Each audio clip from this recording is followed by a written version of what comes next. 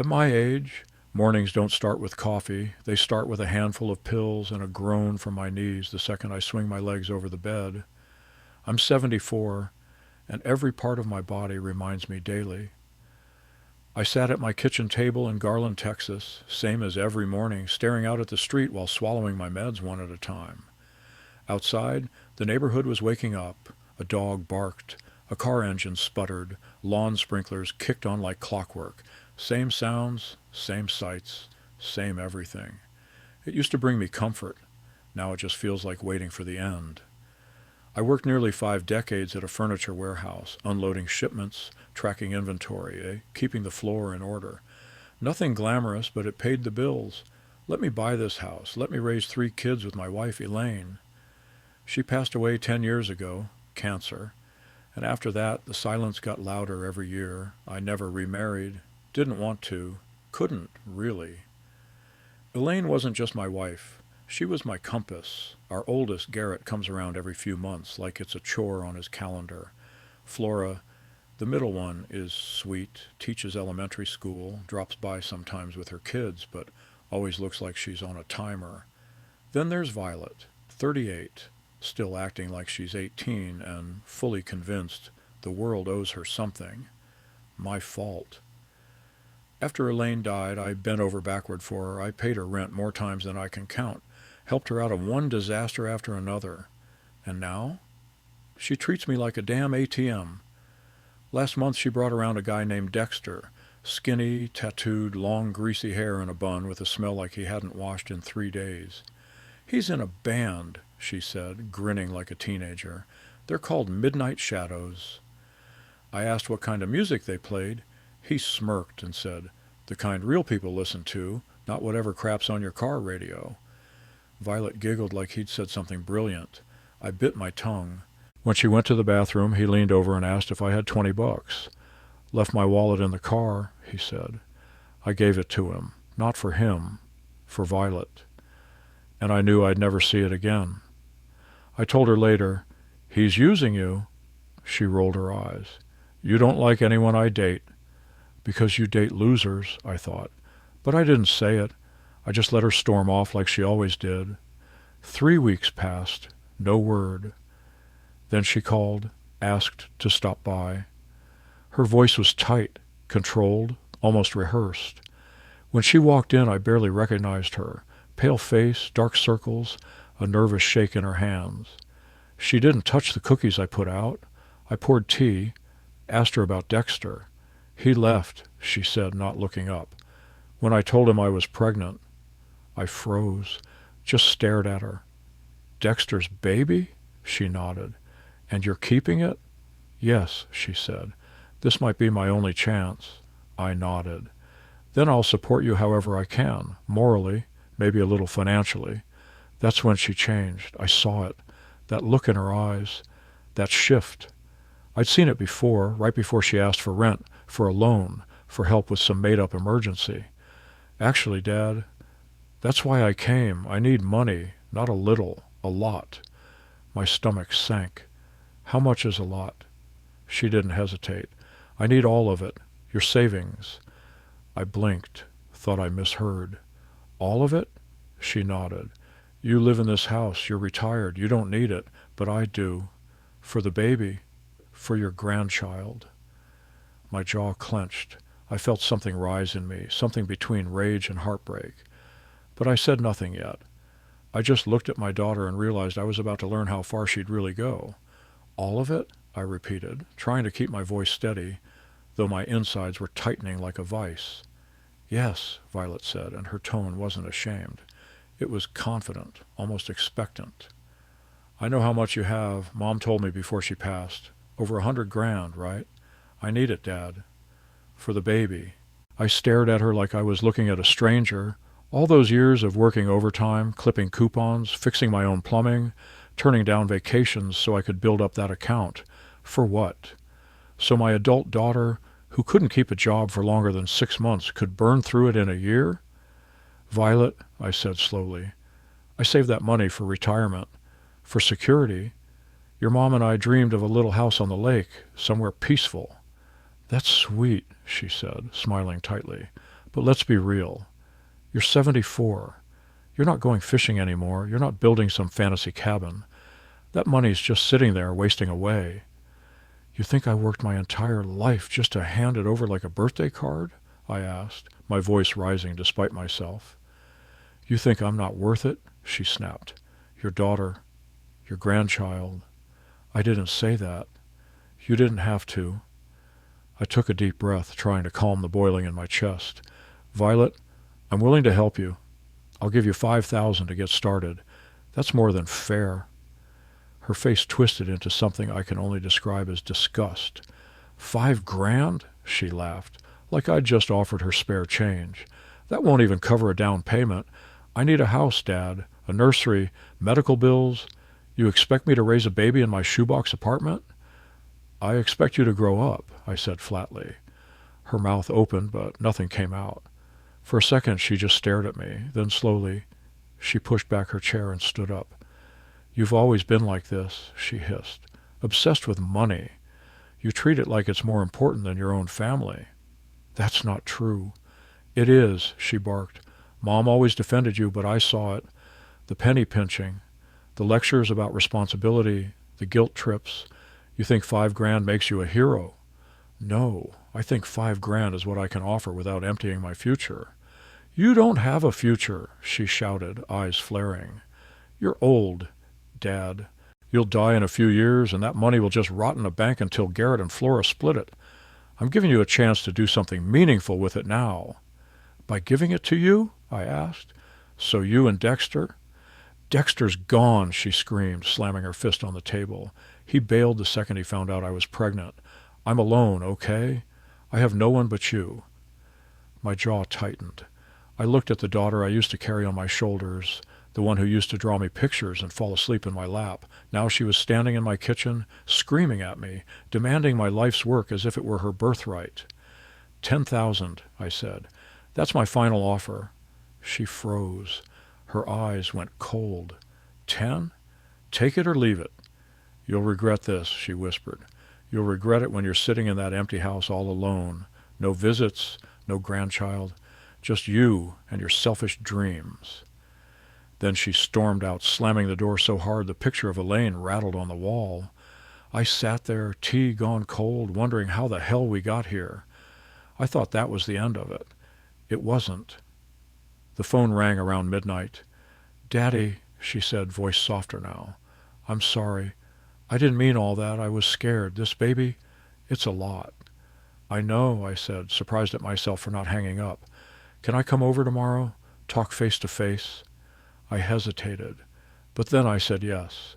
She showed up the next day, fresh makeup, new dress, like nothing ever happened, and I knew she wasn't done asking. Not even close.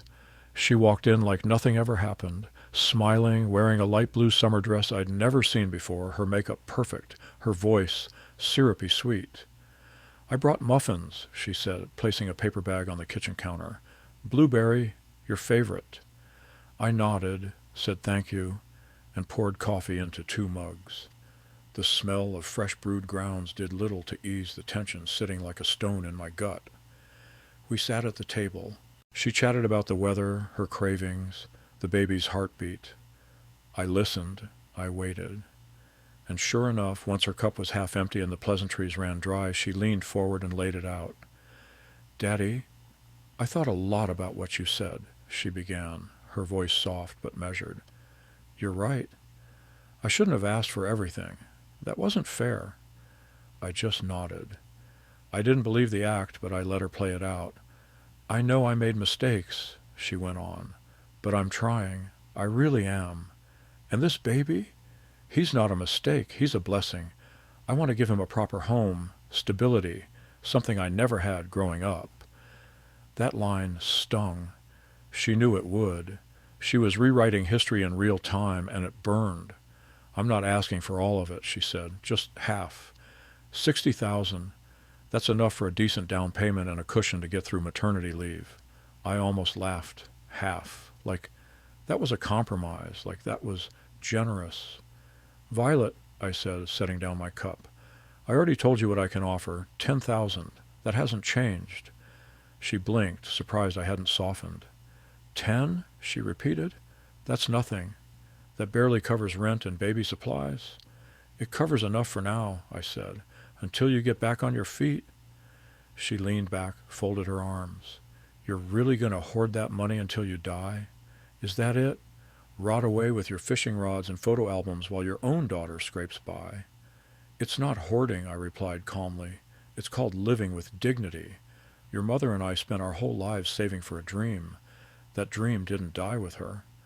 She shook her head slowly, like I was some senile fool. It's not about your dream anymore, Dad. You have responsibilities. You have a family. And I offered help, I said. Real help, not everything you demanded. If that's not enough, that's your choice. She stared at me a long moment, and then the sweetness drained out of her face. The smile disappeared. You really are a selfish old man, she said flatly. You think you're noble. You think you're wise. But you're just scared. Scared to let go. I'm not scared, Violet. I'm tired. Tired of being squeezed. You owe me, she snapped. I'm your daughter. You owe me everything. I stood up, done with the performance. I owe you 10,000. Take it or leave it. She rose too, fast and stiff. You'll regret this, Dad, she hissed. You'll be alone, rotting in that empty house with no one to take care of you, no one to even bury you. She stormed out again. Didn't touch the muffins. The silence afterward felt heavy. I sat at the table watching the steam curl from my cup. The picture of Elaine on the mantel caught my eye. I wondered what she'd think if she were here. I wondered what she'd say to Violet, or to me.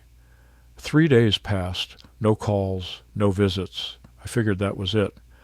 She'd taken the rejection and moved on. Then Garrett called. Dad, he said, no hello, no pleasantries. What's going on with Violet? What do you mean? She called me crying. Said you won't help her.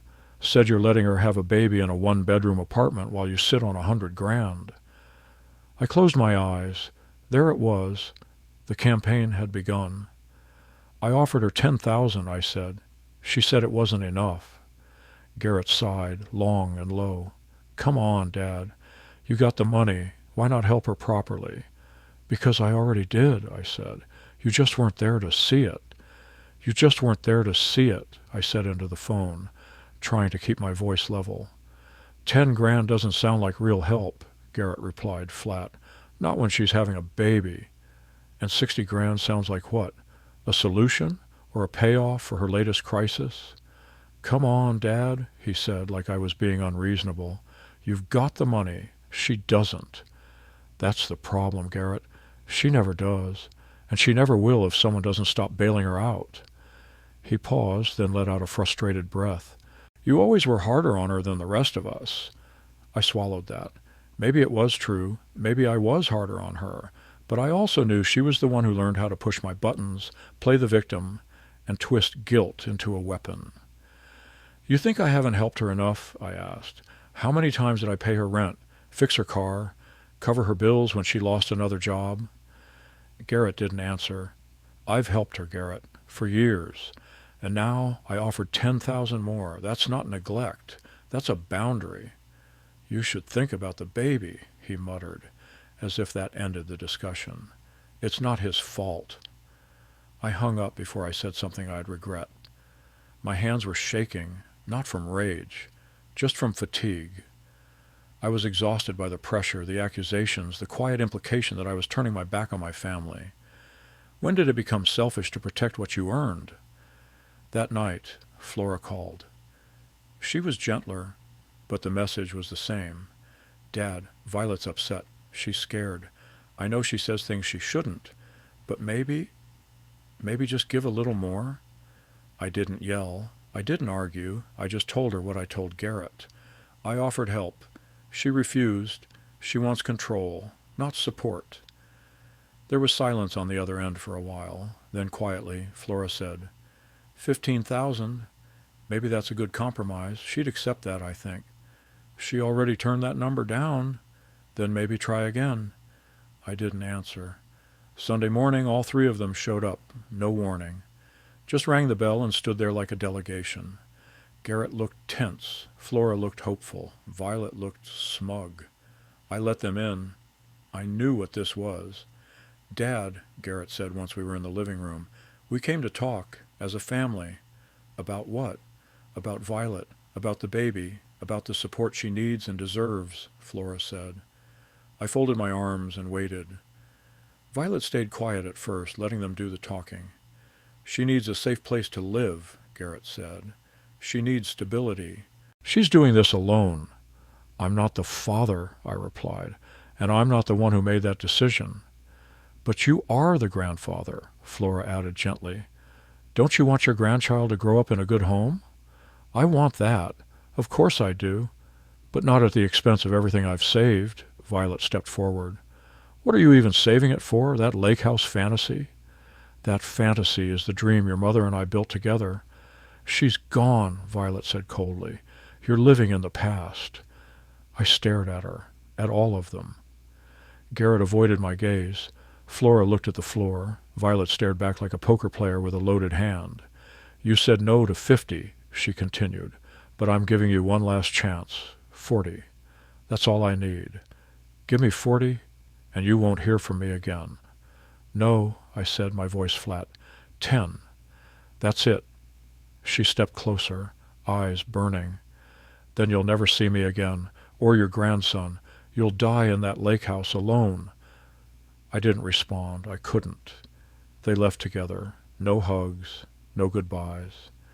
And I stood there in my own home wondering when family stopped meaning love and started meaning leverage. After the front door clicked shut behind them, I stood there for a long time, staring at nothing. My hands hung limp by my sides. The silence in the house wrapped around me like a heavy coat. I looked at the photo of Elaine on the mantel. She was smiling, holding a bouquet of wildflowers from that weekend we spent at Cedar Lake. That picture used to bring me peace. Now it felt like a question I didn't know how to answer. Would she agree with what I was doing? Would she call me stubborn? Or would she see what I saw, that Violet had crossed a line that couldn't be uncrossed? I walked into the kitchen and poured myself a glass of water. My fingers were trembling, just enough to make the ice clink against the glass. I took a sip, but it didn't help. Nothing helped anymore. I had spent my whole life doing what was expected, working, providing, sacrificing. Now here I was, treated like a villain, because I wouldn't fund a grown woman's demands like I was some kind of human trust fund. That night, I couldn't sleep. I lay in bed staring at the ceiling, listening to the clock ticking on the wall. The moonlight slipped through the curtains, casting long shadows across the room. My mind wouldn't quiet. The words Violet had spat, "You'll die in that lake house alone," echoed again and again. But the part that stuck even more was what she'd said about the money. "What are you even saving it for?" That question played in my head like a broken record. I thought about the little house Elaine and I dreamed about, a modest place by the lake, nothing fancy, just quiet, water, trees, a front porch where I could sit with a cup of coffee at dawn and a fishing rod at dusk. We talked about it for decades, but life kept getting in the way. The kids, the bills, her treatments. And after she died, I kept saving anyway, like maybe the dream didn't die with her. Now I realized something. I was never going to have that life in Garland, not with this house full of ghosts, not with kids who only showed up when they wanted something. I wasn't living. I was waiting, waiting to die, waiting to be called upon, waiting to defend every decision like I was on trial. And I was tired of waiting. The next morning I made a pot of coffee and sat at the kitchen table with a legal pad.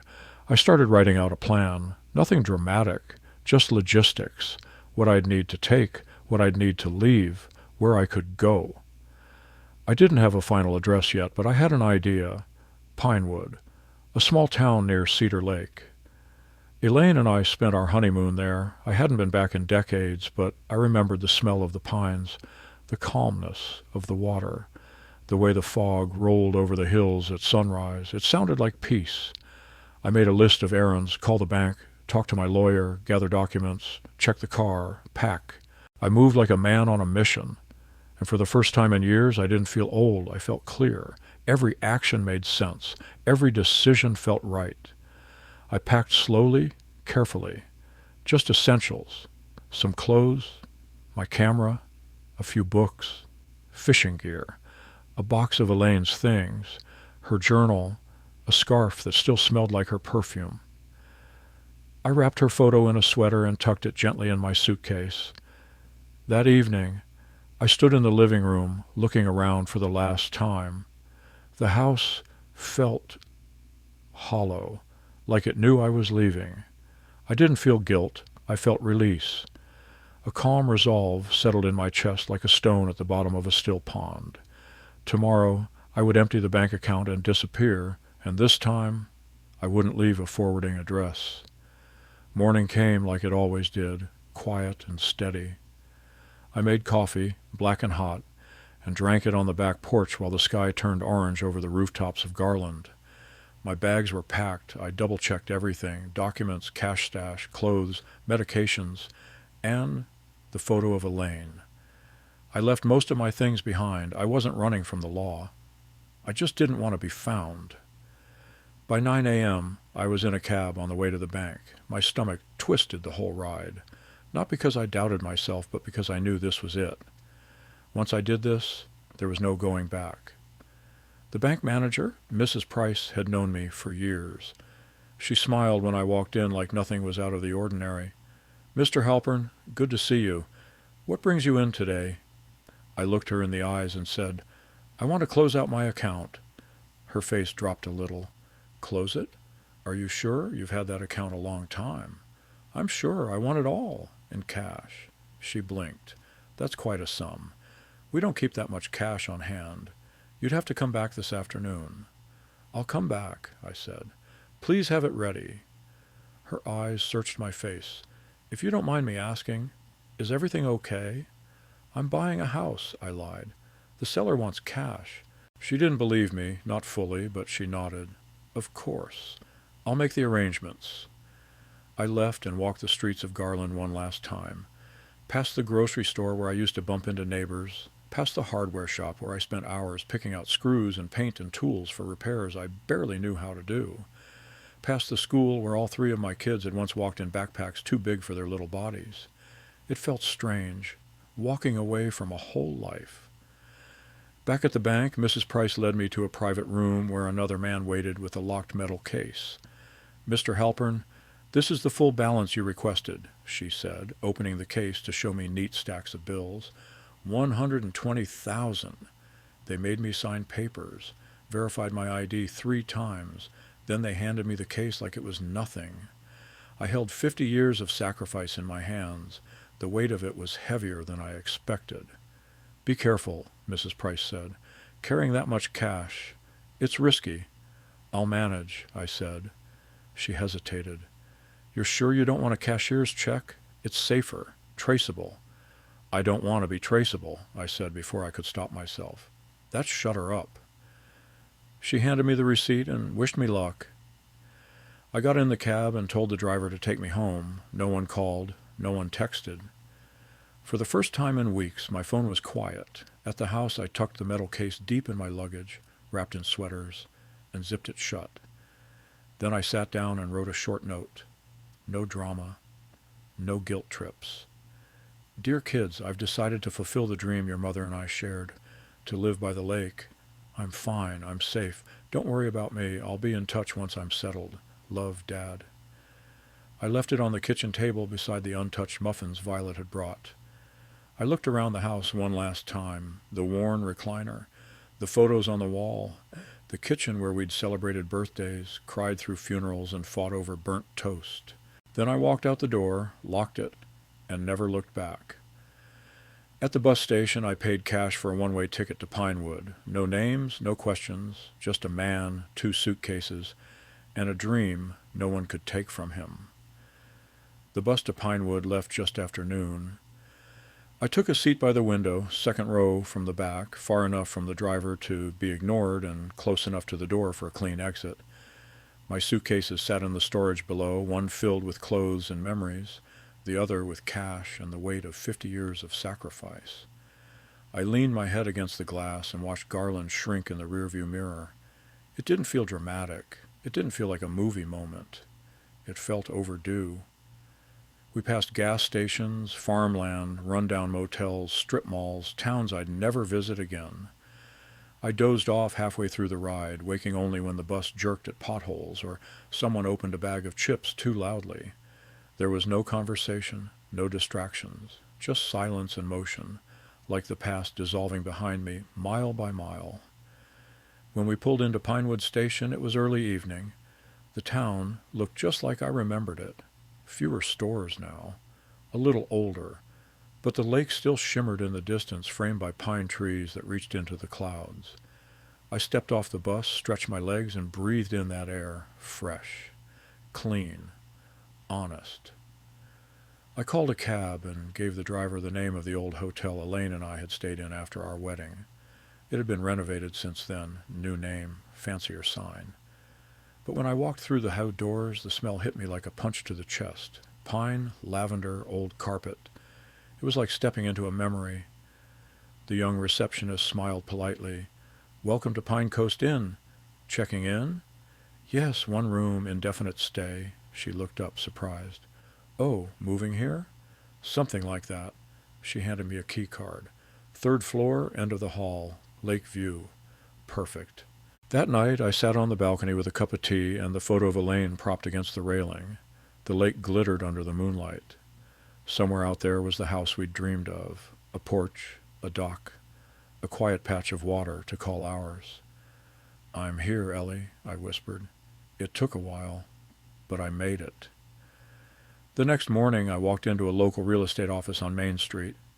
The place was small but well kept. Framed photos of homes hung on the walls. A young man in a plaid shirt looked up from behind the desk. "Can I help you?" "I'm looking to buy cash. Quiet place by the lake, 1 or 2 bedrooms. Doesn't need to be perfect." He raised an eyebrow. "We don't get many buyers like that these days." "Good. Maybe I'll get lucky." His name was Parker. Fresh out of college, eager to prove himself. We drove around for hours looking at places. Some were too big, some too broken down. None of them felt right, until the last one, it wasn't listed yet, belonged to an elderly widow named Mrs. Foster, who'd been debating whether to sell. "I can ask if she'll meet you," Parker said. "No promises. Ask." We drove down a dirt road that curved along the lake. At the end of it sat a little blue house with white shutters and a porch that faced the water. I knew it the second I saw it. It was the house Elaine and I once pointed at on our honeymoon. We said, "That one. That's the one." Mrs. Foster agreed to meet the next morning. When I told her why I wanted the house, how I'd seen it 40 years ago with the woman I loved, her eyes filled with tears. "If you're serious," she said, "I'd be happy to sell it to you." We shook hands on the porch as the sun dipped below the trees. By noon the next day I handed her $80,000 in cash and walked into my new home. No regrets, no second thoughts, just peace. The first morning I woke up in the blue house, it felt like I'd finally exhaled after holding my breath for 10 years. The light came in soft through the thin curtains, casting golden streaks across the worn wood floors. I got up, made coffee on the old gas stove, and stepped out onto the porch barefoot. The lake was glass, still, silent. It was the kind of quiet that doesn't feel empty. It feels earned. I sat there for an hour, just watching the ripples near the dock and listening to birds wake up. For the first time in as long as I could remember, I wasn't thinking about anyone else. Not the bills, not the kids, not the guilt. Just the sky, the water, the warmth of the coffee in my hands. That first week was full of little projects. I cleaned, I patched, I fixed. Nothing fancy, just bringing life back into a house that hadn't seen any for a while. The neighbors were scattered. Most houses were summer homes, but the Dunnings lived just a few lots over. Oliver and Martina, retired couple, kind eyes, practical people. They brought me fresh bread one evening and stayed for a cup of tea. "Martina says you moved here alone," Oliver said. "I did," I nodded. "Best way to find peace," he said. And something in his voice told me he understood more than he was letting on. He invited me fishing the next morning. I hadn't held a rod in years, but my gear was already unpacked. We hit the lake at dawn in his little aluminum boat, mist still hanging low over the water. "Bass like the cove over there," he said, pointing with his chin. "Might be a good place to start." We didn't talk much, and we didn't need to. Sometimes silence is the best kind of conversation. When we did speak, it was about fish, bait, the way the lake changes depending on the season. No mention of children, no probing questions, just two old men fishing for more than just fish. By the end of the week, I'd found a rhythm. Mornings were for fishing or working in the yard. Afternoons, I'd read or tinker with repairs. Evenings, I walked with my camera, capturing the sunset, the reeds by the shore, the deer that sometimes wandered near the trees. I hadn't realized how much I missed photography. Elaine always said I had an eye for the quiet things. Then the voicemails started piling up. I didn't answer my phone, I didn't check texts, but the red dot blinked and I knew who it was. Violet. Her voice, full of panic and fury, left messages every day. Sometimes 2 or 3. I didn't listen at first. I told myself I needed space. I told myself she'd give up eventually. But she didn't. Finally, after a week of silence, curiosity got the better of me. I played them back, one after the other. It was like flipping through chapters of a bad book I already knew the ending to. It started angry. "How dare you disappear like this? You left me with nothing." Then came the guilt. What am I supposed to tell my child? That his grandfather ran away? After that, desperation. "Please, Daddy, just call me. I'm scared. I don't know what to do." And then silence. A full day. No messages. No calls. Until the next one hit like a rock through a window. "If you don't call me back, I'm coming to find you." I sat on the porch that night longer than usual, just staring at the lake, the sky bleeding orange into purple. I knew Violet well enough to understand what that message meant. She wasn't bluffing. She'd go through Garrett, through Flora, through the bank, through anything she had to. And for the first time since I left Garland, I felt something cold crawl down my spine. She wasn't done with me yet. I didn't sleep that night. I sat on the porch until the stars faded, staring at the reflection of the moon dancing on the water. Every creak in the wood, every crunch in the gravel made my head turn. I knew that voice too well. Violet didn't make idle threats. If she said she was coming, she meant it. By sunrise, I'd made a decision. I wasn't going to run again. I left Garland to find peace, not to keep hiding from the people who kept trying to pull me back into their chaos. But I also wasn't going to roll out a welcome mat. That morning, I drove into town and bought a lockbox. I hid most of the remaining cash inside, behind a false wall in the shed out back, just in case. Then I called Parker, the realtor, and asked if he knew any lawyers in town. "Sure," he said. "You need a will drawn up?" Something like that. He gave me a name, Howard Lenley, an older guy, straight shooter, no nonsense. I booked an appointment for the next day. I spent that night organizing papers, writing down contacts, dates, accounts. If Violet really was coming, I wanted things in place, not out of fear, out of clarity. When I met with Lenley, I told him everything. Not every messy detail, but enough. The money, the pressure, the threats, the escape. He listened quietly, then leaned back in his chair. "You want protection from your own daughter?" "I want control over my life," I said. "I want to make sure nobody can pressure me into handing over what I've earned." He nodded slowly. "We can make that happen." We started drafting a trust, one that limited access to my estate, clear terms, ironclad restrictions. I named a distant cousin as executor, someone Violet had never met. It wouldn't stop her from trying, but it would make the fight harder. And I needed that wall between her and my peace. 2 days later, she arrived. I was standing on the porch, pruning a pot of overgrown basil, when I saw the dusty silver Corolla pulling up the gravel road. I recognized the scrape on the bumper before I even saw her face. She stepped out like she owned the place, sunglasses on, her belly more visible now under a tight shirt. "Nice hideout," she said, walking up the steps like it was just another Sunday visit. "What are you doing here?" I asked, not moving from where I stood. I told you I was coming. You didn't answer, so I made the drive. That doesn't mean you're welcome, she smirked. You going to call the cops on your pregnant daughter? If I have to.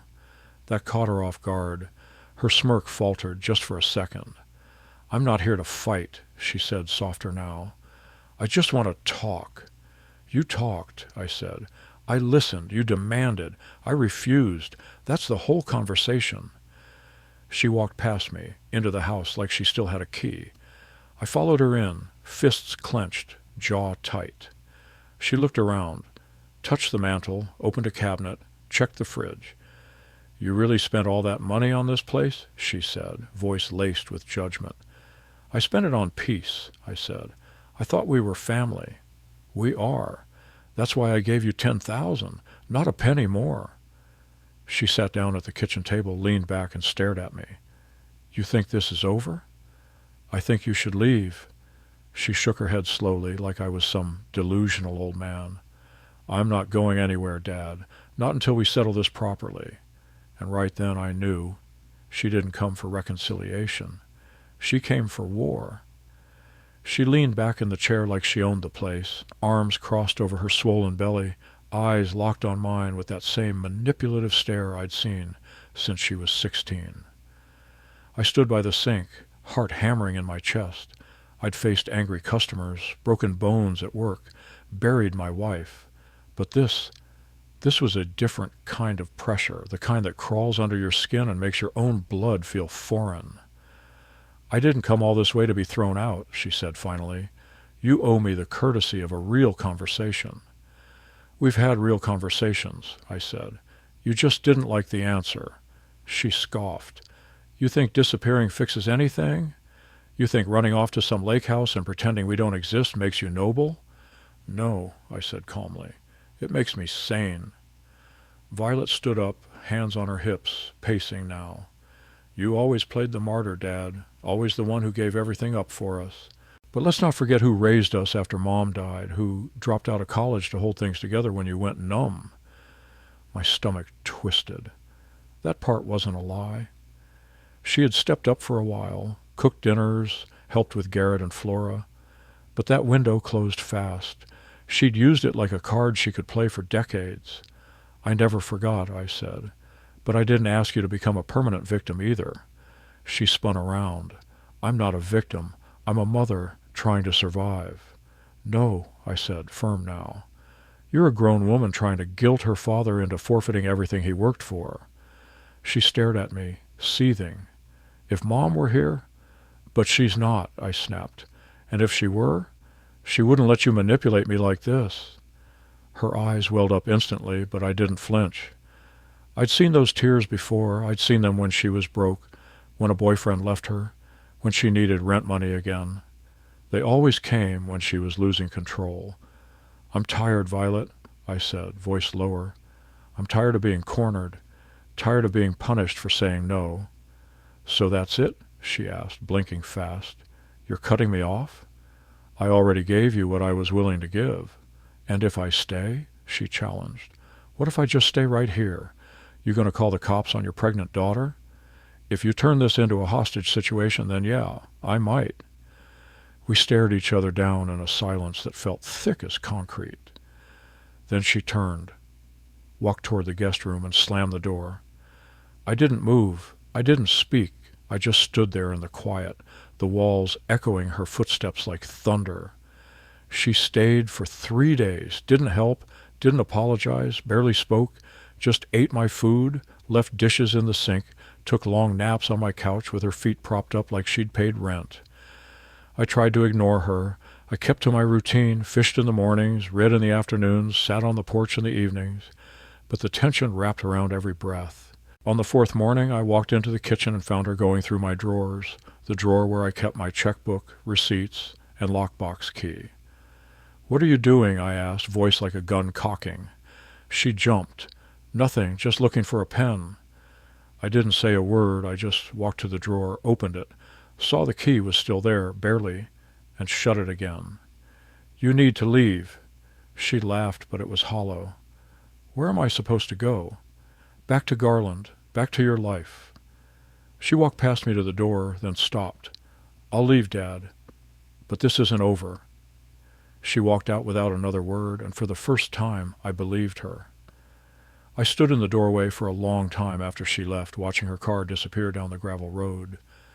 The silence afterward felt different, heavier, like the calm before a storm. I didn't feel relief. I felt suspicion. That wasn't surrender. That wasn't closure. That was a retreat, strategic, temporary. I locked every door that night, checked the windows twice. I even moved the lockbox again, deeper into the shed behind a pile of old paint cans. It felt paranoid, but something about the way she said it, "This isn't over," it stuck with me like a splinter under my skin. The next few days passed slowly. I tried to get back to my routine, morning walks, coffee on the porch, reading, fishing. But the peace I had found, the peace I'd paid for, felt invaded now. Every time a car passed on the road, my stomach clenched. Every time the phone buzzed, I braced for her voice. Then the bank called. A woman from the branch back in Garland, friendly tone, but a little too careful. "Mr. Halpern, we had someone trying to verify access to your accounts earlier this week. Said she was your financial proxy." I felt a chill crawl down my back. "What was her name?" "Violet Halpern. Your daughter, I assume." "I never gave her permission to access anything. We figured. We denied the request and flagged the account. But we recommend updating your security files." "Thank you," I said, and hung up. She was testing boundaries now, seeing what she could get her hands on. I called Lenley, the lawyer, and updated him. Told him I wanted full blocks on any access, financial, legal, whatever. He agreed to update the documents and file a restriction with the county clerk. 2 days later, Flora called. "Dad," she said, voice tight, "did you really cut Violet out of everything?" "I didn't cut her out," I said. "I protected myself." "She's saying you're freezing her out of your will, that you've gone off the deep end." "I created a trust to make sure my wishes are honored.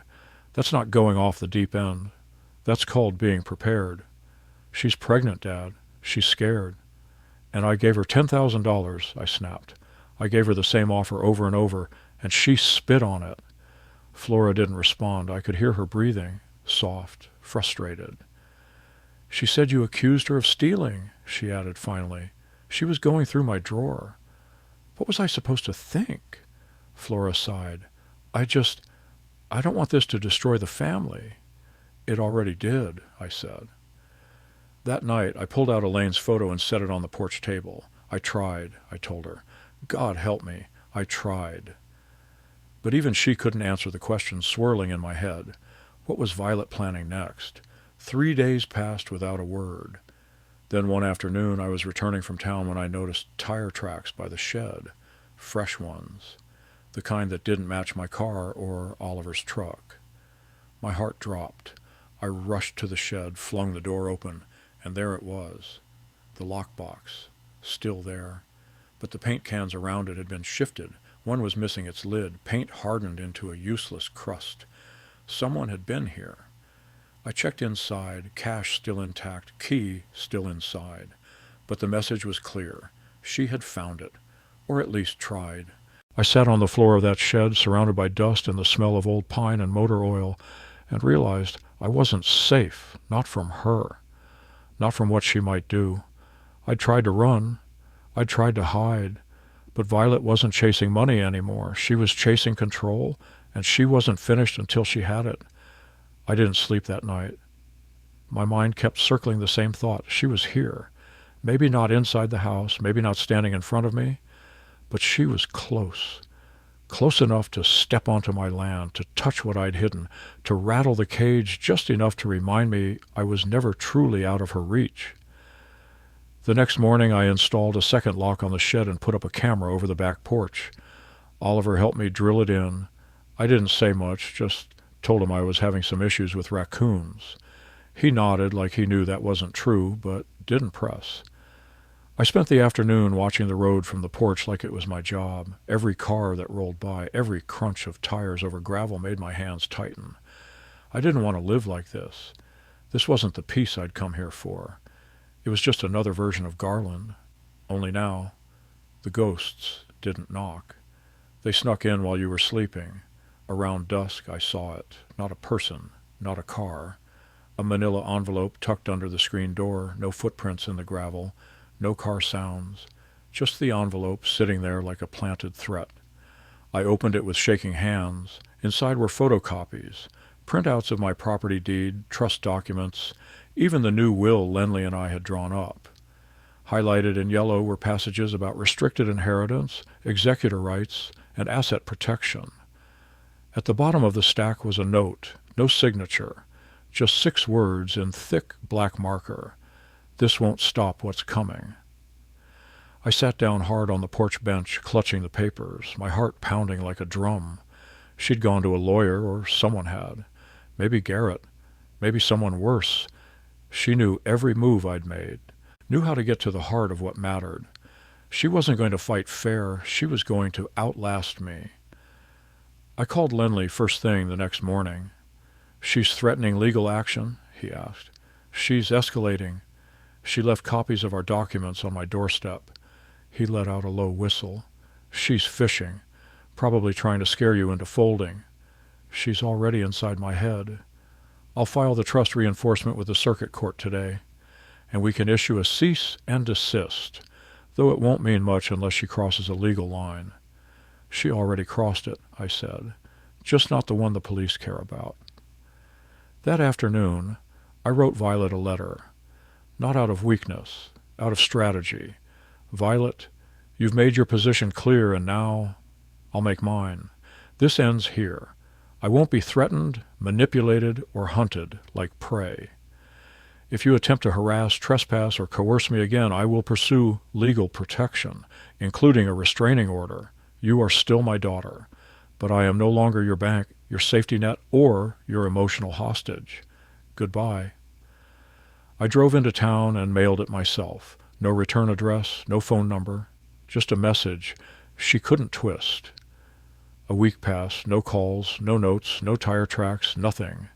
It almost felt like peace again, almost, until the sheriff showed up. I was working on the gutter when he pulled up in a cruiser, lights off, uniform crisp, face unreadable. "Mr. Halpern?" "That's me."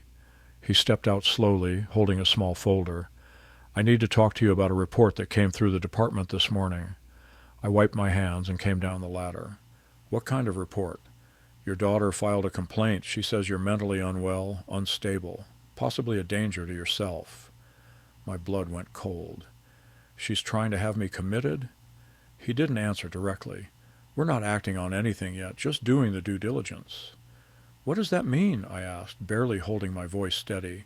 "It means she's trying to prove you're unfit to control your own estate." There it was. She wasn't just coming for my money anymore. She was coming for everything. I stared at the sheriff, trying to process what he'd just said. My own daughter filed a complaint to have me declared unfit, not because she believed it, no, because she thought it was her next best weapon. She couldn't guilt me, couldn't scare me, couldn't steal from me, so now she'd try to erase me legally. "Do I look unstable to you?" I asked. He gave me a long look. "No, sir. You look like a man dealing with a difficult situation, but I'm not the judge. What happens now? We'll document this interaction. There's no active investigation, but if she presses further, the court could ask for an evaluation." "A psych evaluation?" "Yep." I laughed, but it came out cracked. "That woman knows exactly what she's doing." "I've seen it before," he said. "Family stuff can get real nasty when money's involved." "Sheriff," I said, stepping closer, "do I need a lawyer present for anything that happens next?" "Not yet, but I'd have one on standby." He left a card, told me to call if anything changed, and drove off. I stood in the gravel, fists clenched, heart pounding. The air smelled like pine and gasoline. I felt like I was losing the ground beneath me 1 inch at a time. I called Lenley again. He didn't seem surprised. "She's playing dirty," he said, "trying to build a paper trail that makes you look incompetent. It's rare, but it works sometimes, especially if there's no clear counter-narrative." "Well, how do I make one?" "Start documenting everything. Keep records, every conversation, every visit, every threat. Write down your daily activities. Hell, Keep a damn journal. We'll prepare a counter-motion in case she tries to escalate. That night, I opened a fresh notebook and wrote across the top of the first page, "If she wants a war, she'll get one." Every day, I wrote, what time I woke up, what I ate, what I fixed around the house, who I saw in town. Every step I took to prove I wasn't crazy, I was just cornered. Oliver noticed the tension. One afternoon, over coffee, he said, "You all right, John? You've been jumpier than a cat in a thunderstorm." I didn't want to dump it all on him, but I nodded. "Just dealing with family trouble." "You want my advice?" he said, setting down his mug. "Trouble comes looking for you. You make sure it regrets knocking." Those words stuck with me. I wasn't going to run anymore. I was going to fight on my own terms. 2 days later, Garrett called. First time since the showdown. "Dad, can we talk?" "Depends. You calling to check in, or did Violet send you to spy?" "I'm calling because I think you need help." I nearly dropped the phone. "Help?" "She said you're acting paranoid, that you've locked yourself away from everyone, that you've got a gun." "I've got a hammer, a screwdriver, a fishing rod, no gun. She says you threatened her." I felt like I'd been slapped. "She's building a case," I said slowly, "one phone call at a time." "Dad, what the hell's going on?" "What's going on is your sister's trying to take everything I've got and leave me labeled a lunatic." There was a pause on the line. I could hear him breathing. "She said you wrote her a threatening letter." "I wrote her a boundary. If that's threatening to her, maybe she should ask herself why." "I don't know who to believe anymore," Garrett said, voice cracking. "But I don't want to lose both of you." "You won't lose me," I said. "But I'm not going to let her win either." He hung up without saying goodbye. I closed my eyes and leaned back in the chair. Violet wasn't just trying to break me. She was trying to rewrite who I was, erase the father, replace him with a madman. And I was running out of time to stop her. I didn't leave the house for 3 days, not because I was afraid, because I was planning. I called Lenley again, and this time I didn't ask for advice. I gave instructions. We were going to draft a public statement, notarized and filed with the county, outlining my mental fitness and reinforcing my legal rights as a property owner and independent adult. I scheduled an appointment with a local doctor in Pinewood, Dr. Hirsch, who'd treated half the town for decades, and requested a full wellness evaluation, both physical and mental. He raised an eyebrow when I explained why. "You're doing this because your daughter's trying to claim you've lost your mind." "That's right," I said, "and I need someone official to say otherwise." Dr. Hirsch asked me questions for an hour: memory, reasoning, balance, behavior. Then he checked my vitals, ran some blood work, and said, "John, you're as sharp as anyone I've seen your age. You've got arthritis in your knee and your cholesterol's too damn high, but your head's just fine." He signed the documents and faxed them to Lenley. Now I had something she didn't expect. Proof. The next step came from Parker, the realtor. He tipped me off that Violet had called around town pretending to be my power of attorney. She'd asked about selling the house. She even asked if anyone knew where I kept valuables. Thankfully, Parker shut her down. That was it. That was the last straw. I went to the sheriff's office the next morning with every document I had: video footage, letters, doctor evaluations, call logs, printed texts. I filed for a restraining order. Violet Halpern was no longer just my daughter. She was a threat to my safety, my property, and my peace of mind. It felt like betrayal, and it was. But it was also necessary. That afternoon I finally called Flora. I didn't expect her to answer, but she did. "Dad, I filed a restraining order against your sister." She was silent. "I've had enough. I've played defense long enough. This is me taking my life back." "She told me you were going to do this," she said quietly. "I'm not doing it to hurt her.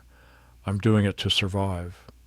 "She's not well, Dad, and she needs help, not access to my accounts." Flora started to cry. "This family's falling apart." "No," I said. "It fell apart when everyone stopped respecting each other." I hung up. Not out of cruelty, out of necessity. That night, I slept for the first time in weeks without waking up in a sweat. 2 days later, A deputy delivered the papers. Violet had to stay at least 200 feet away from me, my home, and any bank or office handling my affairs.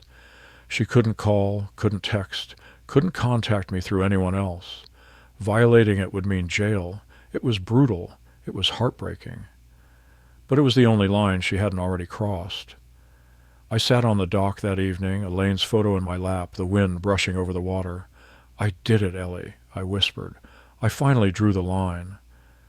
And for the first time, I didn't feel like a villain. I felt like a man who'd stopped being afraid. The next morning, a letter arrived. No return address, but I knew the handwriting. I almost didn't open it. But I did. It was short. "You may have the law on your side, Dad, but you'll never erase what you did to this family. One day, your grandson will know who you really were, and he'll hate you for it." I folded the letter slowly, walked to the fireplace, and dropped it in the flames. Because I didn't owe her another word. She wanted to rewrite my story, but I had one chapter left, and it was mine to finish. Weeks passed, and not a word from Violet, no calls, no letters, no surprise visits, just quiet, honest quiet. The kind I came here for, the kind I built with my own hands, my own mind, my own backbone. For the first time in years, my life belonged to me. I kept writing in the notebook, not out of fear anymore, but out of habit. It grounded me. I filled page after page with little things, what I cooked for dinner, how many bass I caught, what book I finished. Some days I even wrote to Elaine like she was still sitting beside me. Then one afternoon, just as the leaves started turning gold and red around the lake, Garrett showed up. No warning, no phone call. Just his truck rolling up the gravel path. I was on the porch oiling the deck railing when I saw him step out. He looked tired, older, like he'd aged 10 years in the last 2 months. We stood there just staring at each other for a moment. Neither one of us moved. "You going to tell me to leave?" he asked. "Depends. You coming here for you? Or for her?" "For me," he said. I nodded once. "Then sit." He walked up, took the other chair, and for a while we didn't say anything. Just stared out at the water. The breeze rustled the trees. Somewhere in the distance a boat motor hummed. "She told me everything," he said finally. "I'm sure she did. She said you abandoned us, that you cut her off when she needed you most." "I gave her $10,000, I said, "and I gave her the truth." He nodded slowly. "I didn't believe her, not all the way. I needed to see you. I needed to look you in the eye." I turned toward him. "And? You're not crazy," he said. "You're tired, and you're done letting people take from you." I exhaled, deep, honest. "That's exactly it." Garrett looked down at his hands. "She's in bad shape, Dad. Still won't admit it, but the baby's due in a few weeks, and she's spiraling. I'm not asking you to forgive her. I just thought you should know." I didn't respond right away. My throat was tight. "I hope the kid's healthy," I said finally, "and I hope he grows up with better choices than the ones she's making." Garrett reached into his pocket and handed me a photo. Sonogram. The grainy outline of a child I might never meet. "I don't expect anything," he said. "I just wanted to do something right." He stood up, like he was about to leave, but I stopped him. "Wait." He turned. "I didn't leave because I didn't love you," I said. "I left because I needed to love myself before there was nothing left of me." He nodded, eyes glassy. "I get it now." I stood too. We hugged, not long, not dramatic, just two men who'd finally seen each other for real. He drove away, and I watched him disappear just like Violet had. But this time there was no weight on my chest. That night I made chili, poured myself a glass of whiskey, and sat on the porch under the stars. The lake shimmered like it was alive, whispering back every piece of me I thought I'd lost. In the distance an owl called out. I raised my glass. "To peace," I said, and meant it. Elaine's photo sat beside me, the corner worn from all the nights I'd held it. "I'm still here, Ellie," I whispered, "and I'm okay. Not perfect, not healed, but free." And that was enough.